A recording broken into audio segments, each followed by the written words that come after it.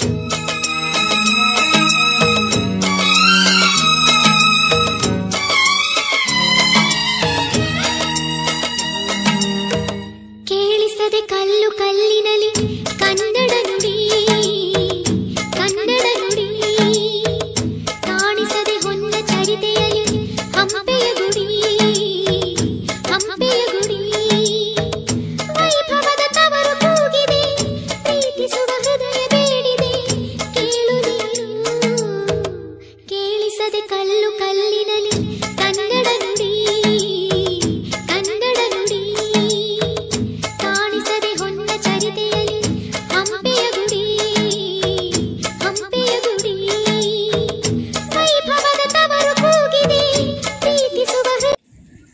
ಎಲ್ಲರಿಗೂ ಶುಭೋದಯ. ವೇದಿಕೆ ಮೇಲೆ ಆಸೀನರಾಗಿರುವ ಮಾನ್ಯರೇ ಹಾಗೂ ನನ್ನ ಮುದ್ದು ಮಕ್ಕಳೇ, ಮೊದಲಿಗೆ ನಿಮ್ಮೆಲ್ಲರಿಗೂ 70ನೇ ಕನ್ನಡ ರಾಜ್ಯೋತ್ಸವದ ಶುಭಾಶಯಗಳು. ಈ ಕನ್ನಡಕ್ಕಾಗಿ ಕೈ ಎತ್ತು ನಿನ್ನ ಕೈ ಕಲ್ಪವೃಕ್ಷವಾಗುತ್ತದೆ ಎಂಬ ಕುವೆಂಪುರವರ ಮಾತಿನಂತೆ ಸತ್ತಂತೆ ಬದುಕುವುದಕ್ಕಿಂತ ಸತ್ತು ಬದುಕುವುದೇ ಲೇಸು ಎಂಬ ನಾಣ್ಣುಡಿಯಂತೆ ಈ ದಿನ ನಾನು ನಿಮ್ಮ ಮಾರುತಿಬಾಯಿ ಕನ್ನಡಕ್ಕಾಗಿ, ಕರ್ನಾಟಕಕ್ಕಾಗಿ, ಕನ್ನಡದ ನಾಡು, ನುಡಿ, ಜಲ ಎಲ್ಲದಕ್ಕಾಗಿ ಹೋರಾಡಿದಂತಹ, ಸಾಧನೆ ಮಾಡಿದಂತಹ ಹಲವಾರು ಸಾಧಕರಲ್ಲಿ ಕೆಲವರನ್ನು ಮಾತ್ರ ಈ ಕ್ಷಣದಲ್ಲಿ ನಿಮ್ಮೊಂದಿಗೆ ಅವರ ಜೀವನದ ಅತಿ ದೊಡ್ಡ ಸಾಧನೆಗಳನ್ನು ಹಂಚಿಕೊಳ್ಳಲು ಬಂದಿದ್ದೇನೆ. ಮೊದಲನೆಯದಾಗಿ ನೋಡುವುದಾದರೆ ಫರ್ಡಿನೆಂಡ್ ಕಿಟಲ್ ಇವರು ಜರ್ಮನಿಯಲ್ಲಿ ಹುಟ್ಟಿದರಾದರೂ ಅವರು ಭಾರತಕ್ಕೆ ಬಂದು, ಅದರಲ್ಲೂ ಕರ್ನಾಟಕಕ್ಕೆ ಬಂದು ಕನ್ನಡದ ಭಾಷೆಯನ್ನು ಕಲಿತು ಕನ್ನಡದಿಂದ ಆಂಗ್ಲ ಮಾಧ್ಯಮಕ್ಕೆ ಕನ್ನಡದ ನಿಘಂಟನ್ನು ಬರೆದಂತಹ ಇವರು ಬಹುದೊಡ್ಡ ಸಾಧಕರು. ಇವರ ಸಾಧನೆ ಕೇವಲ ಕರ್ನಾಟಕಕ್ಕೆ ಮಾತ್ರ ಸೀಮಿತವಾಗಿಲ್ಲದೆ ಪ್ರಪಂಚಾದ್ಯಂತ ಪಸರಿಸಿದೆ. ಎರಡನೇದಾಗಿ ಕರ್ನಾಟಕದ ಕುಲಪುರೋಹಿತರೆಂದೇ ಪ್ರಸಿದ್ಧರಾದ ಆಲೂರು ವೆಂಕಟರಾಯರು. ಆಲೂರು ವೆಂಕಟರಾಯರು ದೇಶದ ಸ್ವಾತಂತ್ರ್ಯ ಹೋರಾಟಕ್ಕಾಗಿ ಅಷ್ಟೇ ಸೀಮಿತವಾಗಿಲ್ಲದೆ ಕರ್ನಾಟಕದ ಏಕೀಕರಣಕ್ಕೂ ತಮ್ಮದೇ ಆದಂತಹ ಕೊಡುಗೆ ನೀಡಿ ಕನ್ನಡಿಗರ ಮನಸ್ಸಿನಲ್ಲಿ ನೆಲೆಸಿದ್ದಾರೆ. ಮೂರನೇದಾಗಿ ಸರ್ ಎಂ ವಿಶ್ವೇಶ್ವರಯ್ಯ. ಇವರ ಬಗ್ಗೆ ಹೇಳಲು ಮಾತುಗಳೇ ಸಾಲದು. ಸರ್ ಎಂ ವಿಶ್ವೇಶ್ವರಯ್ಯ ಮೈಸೂರು ಮಹಾರಾಜರ ಅರಸರ ದಿವಾನರಾಗಿ ಅದೇ ಕಾಲದಲ್ಲಿ ಆಧುನಿಕ ತಂತ್ರಜ್ಞಾನವನ್ನು ಬಳಸಿ ಭದ್ರಾವತಿಯಲ್ಲಿ ಉಕ್ಕಿನ ಕಾರ್ಖಾನೆಯನ್ನು ಕಟ್ಟಿಸಿ ತನ್ಮೂಲಕ ಆಧುನಿಕ ಆರ್ಥಿಕ ತಂತ್ರಜ್ಞಾನದಲ್ಲಿ ತಮ್ಮ ಹೆಸರನ್ನು ಪ್ರತಿಷ್ಠಾಪಿಸಿ ಭಾರತ ರತ್ನ ಎಂದೇ ಹೆಸರುವಾಸಿಯಾಗಿದ್ದಾರೆ. ನಾಲ್ಕನೇದಾಗಿ ನಿಮ್ಮೆಲ್ಲರ ಅತಿ ಮೆಚ್ಚಿನ ಕುಪ್ಪಳ್ಳಿ ವೆಂಕಟಪ್ಪನವರ ಮಗ ಪುಟ್ಟಪ್ಪ. ಅವರು ಬೇರೆ ಯಾರು ಅಲ್ಲ, ಕುವೆಂಪು ಅವರೇ ನಮ್ಮ ಜ್ಞಾನಪೀಠ ಪ್ರಶಸ್ತಿ ಪುರಸ್ಕೃತ ಕನ್ನಡದ ಮೊದಲಿಗರು. ಅವರನ್ನು ಶೋಧ ತಪಸ್ವಿ ಅಂತಲೇ ಹೆಸರುವಾಸಿಯಾಗಿ ಅವರು ತಮ್ಮ ಶ್ರೀ ರಾಮಾಯಣ ದರ್ಶನಂ, ಮಲೆಗಳಲ್ಲಿ ಮದುಮಗಳು ಎಂಬ ಮಹಾಕಾವ್ಯಗಳನ್ನು ರಚಿಸಿ ನಾವು ಈದನ ಹಾಡುತ್ತಿರುವಂತಹ ನಾಡಗೀತೆಯನ್ನು ರಚಿಸಿದಂತಹ ಮಹಾನ್ ವ್ಯಕ್ತಿ, ಮಹಾ ತೇಜಸ್ವಿಯವರು. ನಾಲ್ಕನೇದಾಗಿ ಗುಬ್ಬಿ ವೀರಣ್ಣ ಇವರು ಚನ್ನಬಸವೇಶ್ವರ ಎಂಬ ಸಣ್ಣ ನಾಟಕ ಮಂಡಳಿಯನ್ನು ಸ್ಥಾಪಿಸಿ ತನ್ಮೂಲಕ ನಾಟಕ ರಂಗಕ್ಕೆ ದೊಡ್ಡದಾದಂತಹ ಕೊಡುಗೆಯನ್ನು ನೀಡಿ ಇಡೀ ಚಲನಚಿತ್ರ ರಂಗಕ್ಕೆ ಮಹಾ ನಟಿಯರನ್ನು ಪ್ರಚೋದಿಸಿ ಕನ್ನಡ ಚಿತ್ರರಂಗಕ್ಕೆ ತಮ್ಮದೇ ಆದಂತಹ ಛಾಪನ್ನು ನೀಡಿದ್ದಾರೆ. ಮತ್ತೋರ್ವರು ಡಾಕ್ಟರ್ ಡಿ ದೇವರಾಜ ಅರಸವರು ಮುತ್ಸದ್ದಿ ರಾಜಕಾರಣಿಯಾಗಿ ತನ್ಮೂಲಕ ಮಾಜಿ ಮುಖ್ಯಮಂತ್ರಿಗಳಾಗಿ ಎಲ್ಲ ರೈತ ವರ್ಗಕ್ಕೂ ಉಳುವನೇ ಭೂಮಿಯ ಒಡೆಯ ಎಂಬ ಕಾಯ್ದೆಯನ್ನು ತಂದಿಟ್ಟು ತನ್ಮೂಲಕ ರಾಜ್ಯದ ಅಭಿವೃದ್ಧಿಗಾಗಿ ಶ್ರಮಿಸಿದ್ದಾರೆ. ಅವರ ಜೊತೆಗೆ ಎಂ ಚಿನ್ನಸ್ವಾಮಿ ಎಂದಾಗಲೇ ನಮಗೆ ನೆನಪಿಗೆ ಬರುವಂತಹದ್ದು ನಮ್ಮ ಬೆಂಗಳೂರಿನಲ್ಲಿರುವ ಚಿನ್ನಸ್ವಾಮಿ ಕ್ರಿಕೆಟ್ ಸ್ಟೇಡಿಯಂ, ಹೌದಲ್ಲವೇ? ಆ ಚಿನ್ನಸ್ವಾಮಿ ಸ್ಟೇಡಿಯಂ ಹೆಸರು ಬರುವುದಕ್ಕೆ ಕಾರಣ ಎಂ ಚಿನ್ನಸ್ವಾಮಿಯವರು. ಇವರು ಕ್ರಿಕೆಟ್ ರಂಗದಲ್ಲಿ ನೀಡಿದಂತಹ ಕೊಡುಗೆ ಅಪಾರವಾದದ್ದು. ಅತಿ ದೀರ್ಘಕಾಲದ ಪದಾಧಿಕಾರಿಗಳಾದ ಎಂ ಚಿನ್ನಸ್ವಾಮಿಯವರು ಆ ಕಾಲದಲ್ಲಿ ಕ್ರಿಕೆಟ್ ರಂಗಕ್ಕೆ ಮೂಲ ಸೌಕರ್ಯಗಳೇ ಸಿಗಲಾರದಂತಹ ಸಮಯದಲ್ಲಿ ಕರ್ನಾಟಕದ ಕ್ರಿಕೆಟ್ ರಂಗಕ್ಕಾಗಿ ತಮ್ಮ ಜೀವನವನ್ನೇ ಮುಡಿಪಿಟ್ಟು ಕರ್ನಾಟಕದ ಕ್ರಿಕೆಟ್ ರಂಗವನ್ನು ಇಡೀ ದೇಶಾದ್ಯಂತ ಅದರ ಕೊಡುಗೆಯನ್ನು ಕೊಟ್ಟಿದ್ದಾರೆ. ಕೊನೆಯದಾಗಿ ಶ್ರೀ ವೀರೇಂದ್ರ ಹೆಗಡೆ, ನಿಮಗೆಲ್ಲರಿಗೂ ನಮಗೆಲ್ಲರಿಗೂ ಸುಪರಿಚಿತವಾದಂತಹ ಧರ್ಮಸ್ಥಳದ ಧರ್ಮಾಧಿಕಾರಿಗಳಾಗಿದ್ದರು.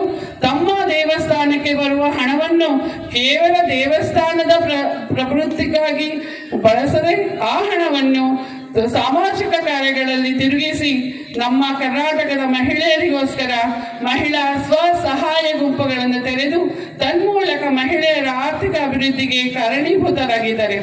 ಇವರಷ್ಟೇ ಅಲ್ಲ ಮಕ್ಕಳೇ, ಎಲೆಮರೆಕಾಯಿಯಂತೆ ಬಹಳಷ್ಟು ಜನ ಶ್ರಮಿಸಿದ್ದಾರೆ, ಈಗಲೂ ಶ್ರಮಿಸುತ್ತಿದ್ದಾರೆ.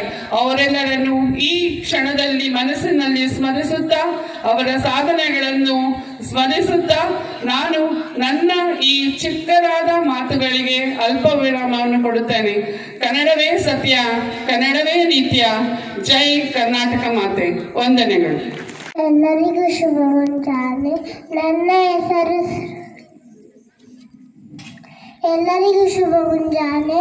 ನನ್ನ ಹೆಸರು ಸುರಾಬಿ. ನಾನು ಜೂನಿಯರ್ KGಯಲ್ಲಿ ಓದುತ್ತಿದ್ದೇನೆ. ಎಲ್ಲರಿಗೂ 70ನೇ ಕರ್ನಾಟಕ ರಾಜ್ಯೋತ್ಸವದ ಶುಭಾಶಯಗಳು. ಎಲ್ಲರಿಗೂ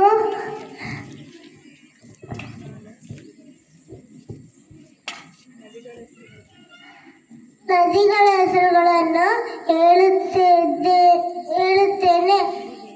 ಕೃಷ್ಣ, ಕಾವೇರಿ, ಗೋದಾವರಿ, ಪೆನ್ನಾರ್, ಪ್ರಹ್ಲಾದ್, ಭೀಮಾ, ತುಂಗಭದ್ರ, ಶರಾವತಿ, ಕಾದಿನಳಿ. ಇಷ್ಟು ಹೇಳಿ ನನ್ನ 4 ಮಾತುಗಳನ್ನು ಮುಗಿಸುತ್ತಿದ್ದೇನೆ. ಧನ್ಯವಾದ. ನನ್ನ ಹೆಸರು ಲಹರಿ. ನಾನು UKG ತರಗತಿಯಲ್ಲಿ ಓದುತ್ತಿದ್ದೇನೆ. ಎಲ್ಲರಿಗೂ ಕನ್ನಡ ರಾಜ್ಯೋತ್ಸವ ಶುಭಾಶಯಗಳು. ನಾನು ಈಗ ಕನ್ನಡದ ಬಗ್ಗೆ ಕವನಗಳನ್ನು ಹೇಳುತ್ತಿದ್ದೇನೆ. ಕಲಿತವರಿಗೆ ಅಮೃತ, ನೆನೆದವರಿಗೆ ನೆರಳು, ಅಂಧರಿಗೆ ದಾರಿದೀಪ, ಅಪ್ಪಿಕೋ ಕನ್ನಡವ. ಕನ್ನಡವೇ ಸತ್ಯ, ಕನ್ನಡವೇ ನಿತ್ಯ. ಹಸಿರಾಗಲಿ ಕರ್ನಾಟಕ, ಉಸಿರಾಗಲಿ ಕನ್ನಡ, ತಾಯಿ ಕನ್ನಡಂಬೆಗೆ ಜಯವಾಗಲಿ. ಧನ್ಯವಾದಗಳು. ತರಗತಿಯಲ್ಲಿ ಓದುತ್ತಿದ್ದೇನೆ. ಇಂದು ನಾನು ಕನ್ನಡ ನಾಡಿನ ವಿಶೇಷತೆಗಳ ಕುರಿತು ಒಂದೆರಡು ಅನಿಸಿಕೆಗಳನ್ನು ಹೇಳುತ್ತೇನೆ. ಮೊದಲನೆಯದಾಗಿ, ಕರ್ನಾಟಕದಲ್ಲಿ ಪಶ್ಚಿಮ ಘಟ್ಟಗಳು ಇದ್ದು ಇಲ್ಲಿ ಅಪರೂಪದ ಸಸ್ಯ ಮತ್ತು ಪ್ರಾಣಿ ವರ್ಗಗಳಿವೆ. ಕರ್ನಾಟಕದ ರಾಜಧಾನಿ ಬೆಂಗಳೂರು. ಇಲ್ಲಿ ಹಲವಾರು ITBT ಕಂಪನಿಗಳು ಇದ್ದು ದೇಶ ವಿದೇಶಗಳ ಹಲವಾರು ಜನರಿಗೆ ಉದ್ಯೋಗ ಕೇಂದ್ರವಾಗಿದೆ. ಜಗತ್ತಿನ ಬೇರೆ ಬೇರೆ ರಾಷ್ಟ್ರಗಳಿಗೆ ಸಾಫ್ಟ್ವೇರ್ ಅನ್ನು ರಫ್ತು ಮಾಡುವಂತಹ ಇನ್ಫೋಸಿಸ್, ವಿಪ್ರೋ, TCS ಇನ್ನೂ ಮುಂತಾದ IT ಕಂಪನಿಗಳಿವೆ. ನಮಗೆ ಎಷ್ಟು ನಾವು ಎಲ್ಲಿ ಹೋದ್ರೂ ನಮಗೆ ಯಾವ ಭಾಷೆ ಬಂದರೂ ಸಹಿತ ನಾವು ಶಾಲೆ ಕಾಲೇಜುಗಳಲ್ಲಿ ನಾವು ಕನ್ನಡವನ್ನು ಅಭ್ಯಾಸ ಮಾಡುವುದು ಹೊರತಾಗಿ ವ್ಯಾವಹಾರಿಕವಾಗಿ ನಮಗೆ ಕನ್ನಡ ಬೇಕಾಗುತ್ತೆ. ಕನ್ನಡ ಓದೋದಾಗಿ ಬರೆಯೋದಾಗಿ ಅದ್ರ ಕಡೆ ಜಾಸ್ತಿ ನಾವು ಲಕ್ಷ್ಯವನ್ನು ವಹಿಸಬೇಕಾಗತ್ತೆ. ಧನ್ಯವಾದ. ಎಲ್ಲರಿಗೂ ಶುಭಮಂಜಾನೆ. 70ನೇ ಕನ್ನಡ ರಾಜ್ಯೋತ್ಸವ ಹಾರ್ದಿಕ ಶುಭಾಶಯಗಳು ತಿಳಿಸ್ತಾ ಇದ್ದೀನಿ. ನೀವೆಲ್ಲರೂ ಆಂಗ್ಲ ಮಾಧ್ಯಮದಲ್ಲಿ ಶಾಲೆ ಕಲಿತಾ ಇದ್ದೀರಿ. ಆಂಗ್ಲದ ಬಗ್ಗೆ ಹೆಚ್ಚು ಒತ್ತು ಕೊಡ್ತಾ ಇದ್ದೀರಿ. ಕನ್ನಡ ಹಾಗೂ ನಿಮ್ಮ ಮಾತೃಭಾಷೆಗಳ ಮೇಲೆ ಅಷ್ಟು ಒತ್ತು ಕೊಡ್ತಾ ಇಲ್ಲ. ಸೊ ಆಂಗ್ಲ ಜೊತೆಗೆ ಕನ್ನಡ ಹಾಗೂ ನಿಮ್ಮ ಮಾತೃಭಾಷೆ ಯಾವುದೇ ಇರಲಿ ಅದನ್ನು ಕೂಡ ಕಲಿಯಬೇಕು. ಸೊ ಮಾತೃಭಾಷೆ ಅಥವಾ ಪ್ರಾದೇಶಿಕ ಭಾಷೆ ಕನ್ನಡ ಕಲಿತರೆ ಅದರಿಂದ ನಾವು ಹೆಚ್ಚು ವಿಷಯಗಳನ್ನು ತಿಳಿಯೋಕ್ಕೆ ಈಸಿ ಆಗುತ್ತೆ. ಸೊ ಮಕ್ಕಳು ಕನ್ನಡ ಬಗ್ಗೆ ಹೆಚ್ಚು ಇಷ್ಟದಿಂದ ಕಲಿಯಲು ಕನ್ನಡ ಶಿಕ್ಷಕರು ಅದರ ಬಗ್ಗೆ ಹೆಚ್ಚು ಒತ್ತು ಕೊಡಬೇಕಂತ ಈ ಸಭೆಯ ಮೂಲಕ ನಾನು ಕೇಳ್ಕೊಳ್ತಾ ಇದ್ದೀನಿ.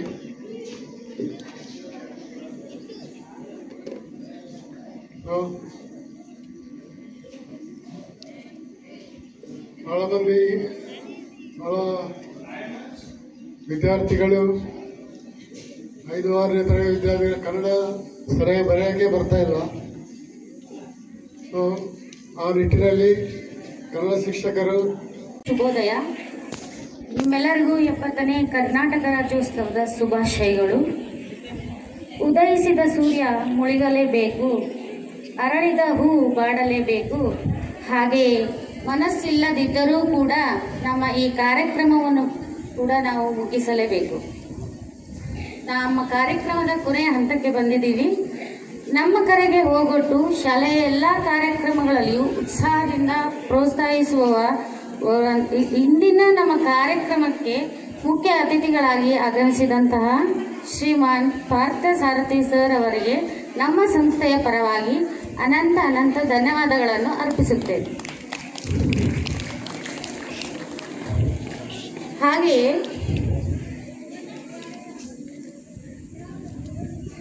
ನಗುಮುಖದಿಂದ ಸದಾ ನಮ್ಮೊಂದಿಗೆ ಸ್ಪಂದಿಸುವವರು ನಮ್ಮೆಲ್ಲರ ಅಚ್ಚುಮೆಚ್ಚಿನ ಶಿಕ್ಷಕಿಯಾಗಿರ್ತಕ್ಕಂಥ ಅಧ್ಯಕ್ಷ ಸ್ಥಾನವನ್ನು ವಹಿಸಿರ್ತಕ್ಕಂಥ ಶ್ರೀಮತಿ ಶಾರೂನ್ ಕುಮಾರಿ ಮ್ಯಾಮ್ ಅವರಿಗೆ ನಮ್ಮೆಲ್ಲರ ಪರವಾಗಿ ತುಂಬು ಹೃದಯದ ಧನ್ಯವಾದಗಳು. ಹಾಗೆಯೇ ನಮ್ಮ ಶಾಲೆಯ ಹಿರಿಯ ಶಿಕ್ಷಕರಾದ ಶ್ರೀಮಾನ್ ಸಂಜೀವ್ ಕುಮಾರ್ ಸರ್ ಅವರಿಗೆ ನಮ್ಮೆಲ್ಲರ ಪರವಾಗಿ ತುಂಬು ಹೃದಯದ ಧನ್ಯವಾದಗಳು. ಶಾಲೆಯ ಯಶಸ್ಸಿಗೆ ಆಧಾರ ಬಿಂದುಗಳೇ ನಮ್ಮ ಶಿಕ್ಷಕರು. ಇಲ್ಲಿ ನೆರೆದಿರುವ ಎಲ್ಲ ಶಿಕ್ಷಕರಿಗೂ ಶಿಕ್ಷಕೇತರ ವೃಂದದವರಾದಂತಹ ಆಯಮ್ಮನವರಿಗೂ ಹಾಗೂ ಡ್ರೈವರ್ಸ್ಗೂ ಹಾಗೂ ಪಾಲಕರಿಗೂ ಧನ್ಯವಾದಗಳನ್ನು ಸಲ್ಲಿಸುತ್ತೇನೆ. ಕೊನೆಯದಾಗಿ ಅತ್ಯಂತ ಶಾಂತವಾಗಿ ಕುಳಿತು ನಮ್ಮ ಕಾರ್ಯಕ್ರಮಕ್ಕೆ ಮೆರುಗನ್ನು ತಂದಂತಹ ಎಲ್ಲ ಮುದ್ದು ಮಕ್ಕಳಿಗೂ ನಮ್ಮೆಲ್ಲರ ಪರವಾಗಿ ಹೃತ್ಪೂರ್ವಕ ಧನ್ಯವಾದಗಳನ್ನು ತಿಳಿಸುತ್ತಾ ಇಂದಿನ ನಮ್ಮ ಈ ಕಾರ್ಯಕ್ರಮಕ್ಕೆ ಪೂರ್ಣ ವಿರಾಮವನ್ನು ನೀಡುತ್ತೇನೆ. ಜೈ ಹಿಂದ್, ಜೈ ಕರ್ನಾಟಕ. ಧನ್ಯವಾದಗಳು.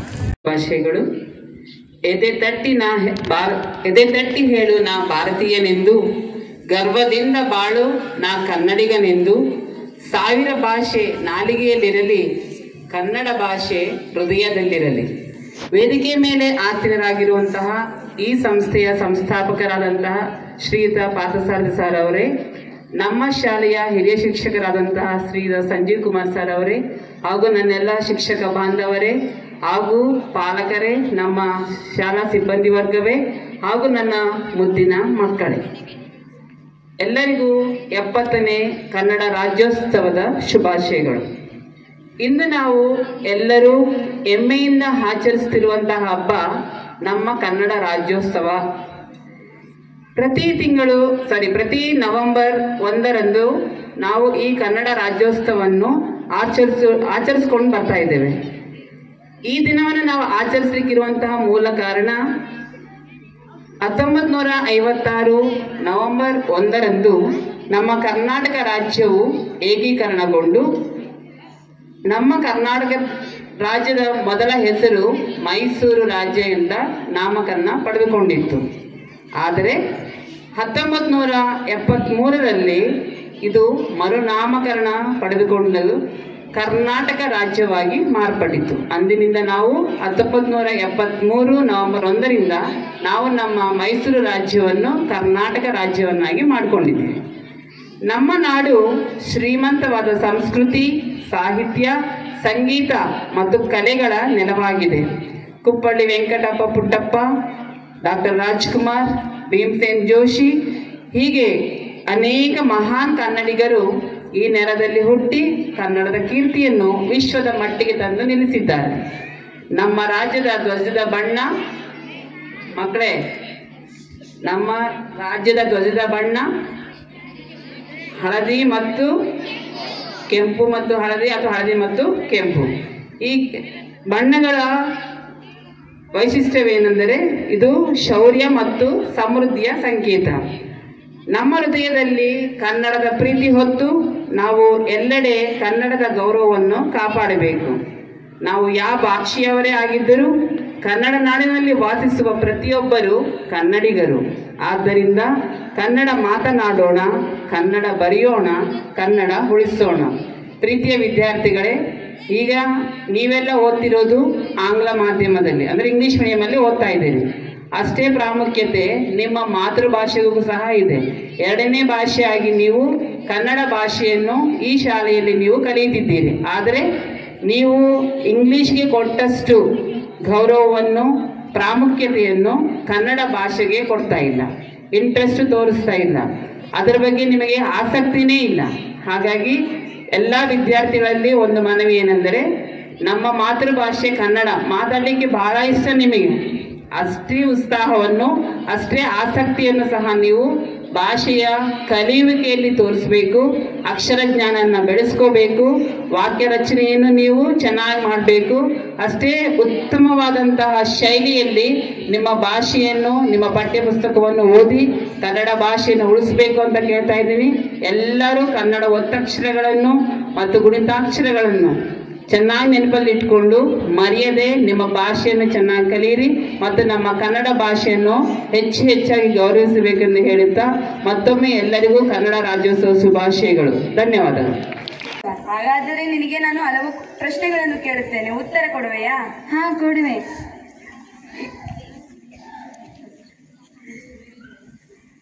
ಕರ್ನಾಟಕ ರಾಜ್ಯದ ನಾಮಕರಣ ದಿನ ನವೆಂಬರ್ 1, 1956. ಕರ್ನಾಟಕ ರಾಜ್ಯದಲ್ಲಿ ಎಷ್ಟು ಜಿಲ್ಲೆ ಇವೆ? 31 ಜಿಲ್ಲೆಗಳಿವೆ.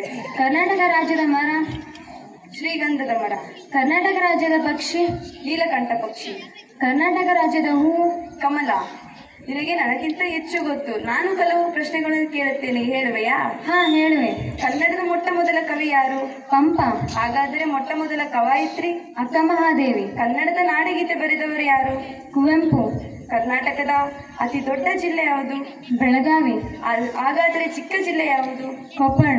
ನಿನಗೂ ನನಗಿಂತ ಶಿಕ್ಷಕರಾದಂಥ ಶಿಕ್ಷಕರು ಮತ್ತು ಶಿಕ್ಷಕರ ಪರಿವಾರಕ್ಕೆ ತುಂಬು ಹೃದಯದ ಶುಭಾಶಯಗಳನ್ನು ಕನ್ನಡ ರಾಜ್ಯೋತ್ಸವ ದಿನದಂದು ತಿಳಿಸುತ್ತಾ ಈಗ ಕನ್ನಡ ನಾಡಿನ ಹಿರಿಮೆ ಮತ್ತು ಗರಿಮೆಯ ಬಗ್ಗೆ ಭಾಳಷ್ಟು ವಿದ್ಯಾರ್ಥಿಗಳು ನಿಮ್ಮೆಲ್ಲರಿಗೆ ತಿಳಿಸಿರ್ತಕ್ಕಂಥದ್ದು.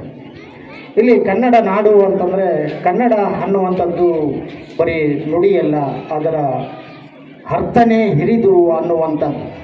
ಯಾಕಂತಂದರೆ ಇಡೀ ಭಾರತದಲ್ಲಿ ದಕ್ಷಿಣ ಭಾರತದಲ್ಲಿ ಈ ಕರ್ನಾಟಕ ಅನ್ನುವಂಥದ್ದು ವಿಶೇಷವಾಗಿರ್ತಕ್ಕಂಥ ನಾಡು. ಇಲ್ಲಿ ಆರ್ಥಿಕವಾಗಿ, ಸಾಮಾಜಿಕವಾಗಿ, ಶೈಕ್ಷಣಿಕವಾಗಿ, ರಾಜಕೀಯವಾಗಿ ನೋಡಿದಾಗ ಇದರ ಅರ್ಥನೇ ವಿಶೇಷವಾಗಿರ್ತಕ್ಕಂಥದ್ದು ಅನ್ನುವಂಥದ್ದು ನಮ್ಮೆಲ್ಲರಿಗೆ ತಿಳಿದಿರ್ತಕ್ಕಂಥ ಸಂಗತಿ. ಯಾಕೆ ಅಂತಂದರೆ ಶೈಕ್ಷಣಿಕ ಕ್ಷೇತ್ರಕ್ಕೆ ಅಪಾರವಾದ ಕೊಡುಗೆಯನ್ನು ನೀಡಿರ್ತಕ್ಕಂಥದ್ದು. ಅಷ್ಟೇ ಅಲ್ಲ, ಇಲ್ಲಿ ಕವಿಗಳು, ಪಾಮರರು, ಪಂಡಿತರು ಎಲ್ಲರನ್ನು ನಾವು ನೋಡ್ತೀವಿ. ಭಾರತದ ಜ್ಞಾನಪೀಠ ಪ್ರಶಸ್ತಿ ಪಡೆದಂಥ ಮೊದಲಿಗರು ಕುವೆಂಪು ಅವರು ಈ ಕನ್ನಡ ನಾಡಿಗಾಗಿ ಹಗಲಿರುಳು ಶ್ರಮಿಸಿ ವಿಶ್ವಮಾನವ ಧರ್ಮವನ್ನು ಸೃಷ್ಟಿಸಿ ಎಲ್ಲರಿಗೆ ಹೆಸರುವಾಸಿಯಾಗಿರ್ತಕ್ಕಂಥ ಆ ನಾಡಿನ ಹಿರಿಮೆ ಅಂಥದ್ದು ಅಂತ. ಹಾಗಾಗಿ ಈ ಕನ್ನಡ ನಾಡಿನಲ್ಲಿ ಅಪಾರವಾದ ಸಂಪತ್ತು ಅನ್ನುವಂಥದ್ದು ನೋಡಿದಾಗ ಇಲ್ಲಿ ನಾವು ಚಿನ್ನವನ್ನು ಬೆಳೀತಾ ಇದ್ದೇವೆ, ಶ್ರೀಗಂಧವನ್ನು ಬೆಳೀತಾ ಇದ್ದೇವೆ, ಚಂದನವನ್ನು ಬೆಳೀತಾ ಇದ್ದೇವೆ. ಹಾಗಾಗಿ ಇದನ್ನು ಗಂಧದ ನಾಡು, ಚಂದದ ಬೀಡು, ರಸ ಋಷಿಗಳ ನಾಡು ಅನ್ನುವಂಥದ್ದನ್ನು ನಾವೆಲ್ಲ ತಿಳಿದಿರ್ತಕ್ಕಂಥದ್ದು. ಅಲ್ಲಿ ಕನ್ನಡಕ್ಕಾಗಿ ಕೈ ಎತ್ತು ನಿನ್ನ ಕೈ ಕಲ್ಪವೃಕ್ಷವಾಗುತ್ತದೆ. ಸುಮ್ಮನೆ ಮಾತಿನಲ್ಲಿ ಹೇಳಿದರೆ ಆಗಂಗಿಲ್ಲ, ಅದಕ್ಕೆ ಕೊರಳು ಕೂಡ ಎತ್ತಬೇಕು ಅಂತ. ಇಲ್ಲಿ ಕನ್ನಡ ನಾಡಿನಲ್ಲಿ ಇದ್ದುಕೊಂಡು ಕನ್ನಡ ನಾಡು ನುಡಿಯ ಬಗ್ಗೆ ಗೌರವ ಇರಲಿಲ್ಲ ಅಂತಂದರೆ ಅವರು ಇಲ್ಲಿ ಇದ್ದುದಕ್ಕೂ ಕೂಡ ನನಗೆ ಅನಿಸಿರೋ ಮಟ್ಟಿಗೆ ಇಲ್ಲಿ ಅವಶ್ಯಕತೆ ಇಲ್ಲ ಅವರು ಅನ್ನುವಂಥದ್ದು ನನ್ನ ಅಭಿಪ್ರಾಯ. ಹಾಗಾಗಿ ಅಂಥ ಕನ್ನಡ ನಾಡಿನ ಬಗ್ಗೆ ಭಾಳಷ್ಟು ಜನ ಕುಹುಕುಗಳನ್ನು ಹೇಳ್ತಕ್ಕಂಥದ್ದು ಕೂಡ ನಾವು ನೋಡ್ತೀವಿ. ಅಂಥ ಕುಹುಕುಗಳ ಅವರ ಮನದಾಳದ ಮಾತು ಏನು ಅನ್ನುವಂಥದ್ದು ನೋಡಿದರೆ ಕನ್ನಡ ನಾಡಿನ ಹಿರಿಮೆ ಅಪಾರವಾದಂಥದ್ದು. ನನ್ನ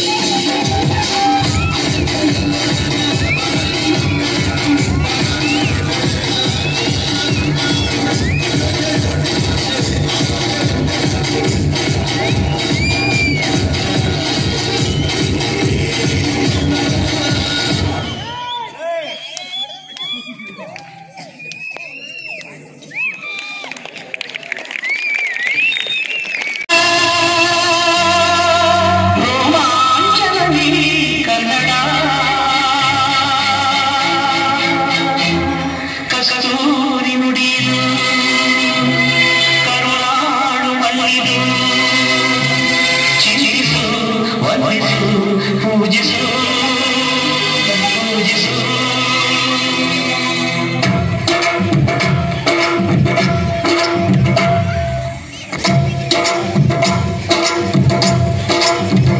ಈ ಕನ್ನಡ ಮಣ್ಣನ್ನು ಮರಿಬೇಡ ಓ ಅಭಿಮಾನಿ ಓ ಅಭಿಮಾನಿ ಈ ಮಣ್ಣಿನ ಹೆಣ್ಣನ್ನು ಸರಿಬೇಡ ಓ ಅಭಿಮಾನಿ ಓ ಅಭಿಮಾನಿ ಸುಸಂಸ್ಕೃತ ಚರಿತೆಯ ತಾಯ್ನಾಡು ಮಹೋನ್ನತ ಕಲಿಗಳ ನೆಲೆಬೀಡು ಉಳಿಸದಿರು ಈ ಹೆಸರ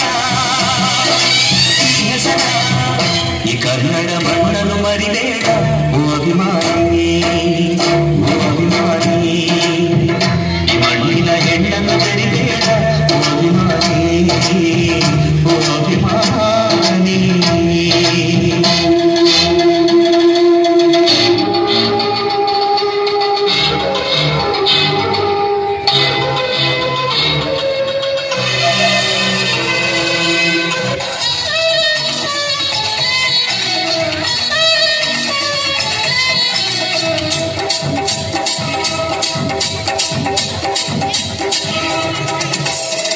ಕನ್ನಡದ ಮಾತು ಚೆನ್ನ ಕನ್ನಡದ ನೆಲ ಚೆನ್ನ ಕನ್ನಡಿಗರ ಮನಸ್ಸು ಚಿನ್ನ ಕನ್ನಡದ ಮಾತು ಚೆನ್ನ ಕನ್ನಡದ ನೆಲ ಚೆನ್ನ ಕನ್ನಡಿಗರ ಮನಸ್ಸು ಚಿನ್ನ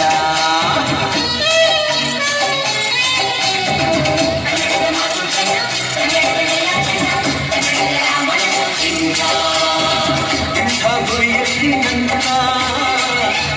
ದೊರಕಿದ್ದೆ ಪುಣ್ಯ ನಿಂಗೆ ಕಾವೇರಿ ನೀರ ಉಳಿವ ನಾವೆಲ್ಲ ಧನ್ಯ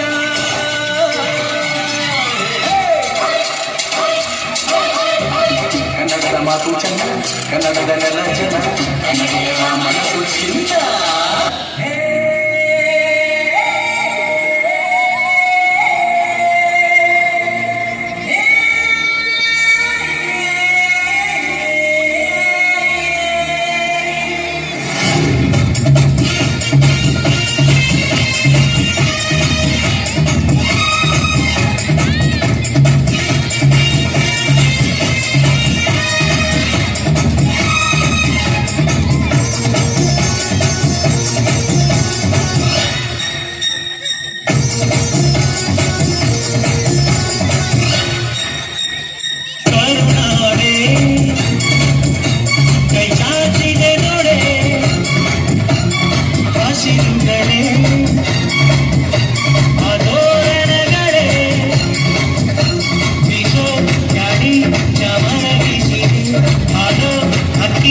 ಸ್ವಾಗತ ಕೋರಿದೆ